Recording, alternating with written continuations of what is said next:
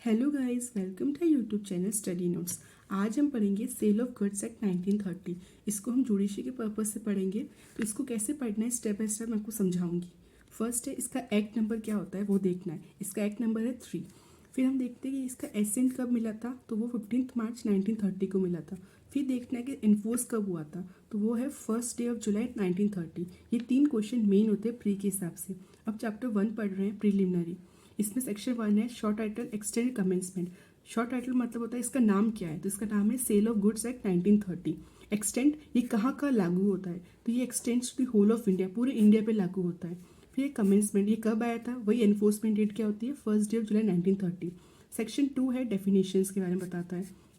इस लाइन का मतलब ये होता है कि जब तक कोई कॉन्ट्रेक्ट नहीं आती तब तक हम इसको ना पूरे एक्ट के अंदर इन सब का मतलब यही समझेंगे जो इसमें बता रखा है डेफिनेशन में। तो सेक्शन 2 की डेफिनेशन 1 है बायर। बायर कौन होता है, वो पर्सन होता है जो कि कोई चीज़ खरीदता है, कोई गुड्स खरीदता है या फिर उसको अग्री करता है कि हाँ मैं ये गुड्स खरीदूंगा, उसे हम बायर बोलते हैं। डिलीवरी में क्या होता है, डिलीवरी होता है कि आप वॉलेंटरी ट्रांसफ़र करें, मतलब अपनी स्व इच्छा से आप कोई चीज़ ट्रांसफ़र कर रहे हो, उसका पोजेशन जो है आप अपने से किसी और पर्सन को दे रहे हो। थर्ड होता है गुड्स डिलीवरेबल स्टेट, मतलब कब आपके जो गुड्स होंगे वो डिलीवरेबल स्टेट में होंगे।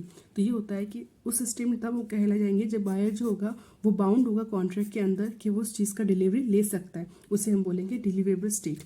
फिर हम फोर्थ डेफिनेशन पढ़ते हैं document of title of goods. ये होता है कि आपके कोई गुड्स है, उसका डॉक्यूमेंट अगर पास में है तो मतलब समझ लीजिए कि उसका टाइटल आपके पास में, ठीक है। जिसके अंदर बिल ऑफ लेडिंग आता है, डॉक वारंट आता है। बिल ऑफ लेडिंग ये होता है कि आपने कौन सी चीज़ कब है ट्रांसफ़र की है, किसी को भेज दी, शिप कर दी है, कब उसको रिसीव किया है, वो सब चीज़ इसके अंदर आता है।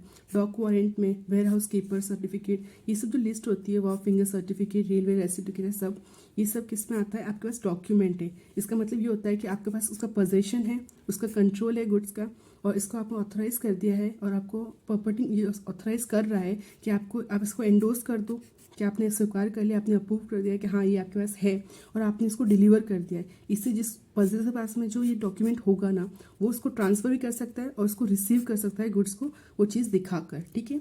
फिफ्थ है फॉल्ट। फॉल्ट में होता है कि कोई भी आपने रॉन्गफुल एक्ट किया है या फिर डिफ़ॉल्ट किए तो उसके फॉल्ट के अंदर आएगी। अब है फ्यूचर गुड्स। फ्यूचर गुड्स ये बहुत इंपॉर्टेंट डेफिनेशन है। इसमें ये होता है कि कोई ऐसे गुड्स जो अभी मैन्युफैक्चर होने हैं या अभी प्रोड्यूस होने हैं या फिर वो एक्वायर होने हैं सेलर के द्वारा, जब वो कॉन्ट्रैक्ट करने के बाद में उसको मिलेंगे, उसे हम बोलते हैं फ्यूचर गुड्स।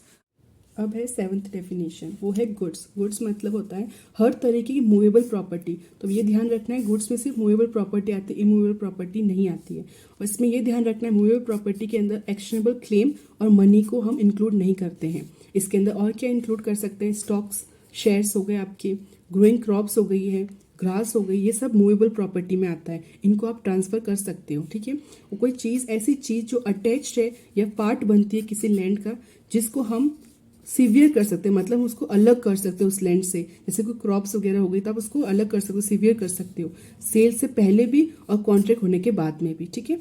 फिर है 8th वाली है इंसॉल्वेंट। इंसॉल्वेंट मतलब दिवालिया निकल गया। तो इसमें ये क्या होता है, वो पर्सन होता है इंसॉल्वेंट जो कि अपने डेट्स पे नहीं कर पा रहा ऑर्डिनरी कोर्स ऑफ बिजनेस में, या फिर वो पे कर ही नहीं सकता। क्यों? क्योंकि या तो उसने कोई ऐसा एक्ट किया है, नहीं किया, उसको फर्क नहीं पड़ता, बट वो अब नहीं कर पा रहा है, उसके पैसे नहीं है।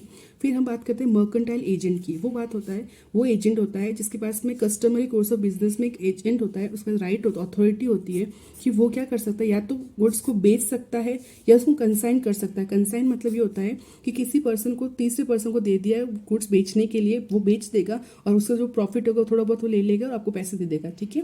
वो कंसाइन कर सकता है गुड्स को, किस पर्पज के लिए, सेल के लिए। अब आपको अपने गुड्स बेचने तो आप कंसाइन कर सकते हो, या फिर वो गुड्स को खरीद सकता है या उसको गिरवी रख के उससे क्या कर सकता है, सिक्योरिटी रख के उस गुड्स से पैसे रेज कर सकता है। ये होता है मर्केंटाइल एजेंट का अथॉरिटी, ठीक है।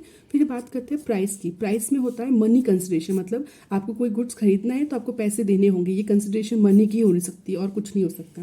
फिर ये प्रॉपर्टी में, तो प्रॉपर्टी में हम जनरल प्रॉपर्टी इंक्लूड करते हैं। इसमें जो होता है, बहुत लोग बोलते हैं कि स्पेशल प्रॉपर्टी होती है, सिर्फ जनरल होती है, नहीं।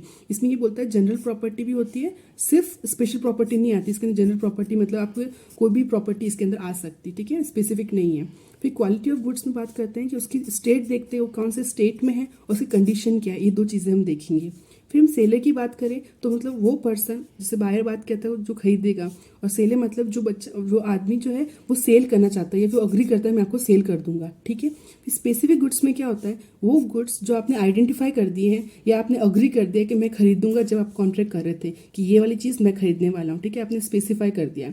फिर इसमें 15th बोलता है कोई एक्सप्रेशन जो यहाँ पे यूज़ हो रखे हैं पर इन डेफिनेशंस में आपको डिफाइन नहीं कर रखा है, पर वो कॉन्ट्रैक्ट एक्ट में डिफाइन कर रखा है, तो उनको भी आप उसी हिसाब से समझ सकते हो, ठीक है। हम पढ़ेंगे सेक्शन 3, वो होता है application of provision act 9 1872। Act 9 of 1872 मतलब है द कॉन्ट्रैक्ट एक्ट, ठीक है, 1872 वाला। उसमें ये बोलता है जो अनरिपील्ड प्रोविजंस जो है इंडियन कॉन्ट्रैक्ट के, क्योंकि रिपील्ड प्रोविजंस के एक का सेल ऑफ गुड एक्ट बन गया और एक का पार्टनरशिप एक्ट बन गया। जो अनरिपील्ड जो बचे हुए है ना कॉन्ट्रैक्ट एक्ट में जो प्रोविजंस, उनको है ना सेव इन सो फार मतलब एक्सेप्ट, जब तक वो इनकन्सिस्टेंट नहीं होते हैं इस एक्ट के प्रोविजन के साथ में, तब तो वो कंटिन्यू रहेंगे, अप्लाई होते रहेंगे, ठीक है। आप जब भी ये एक्ट पढ़े तो आप ना डायरेक्ट लिखे पढ़े, ताकि आपको बहुत अच्छे से समझ में आएगा। इसकी नेक्स्ट वीडियो आप देखना ज़रूर। Thank you.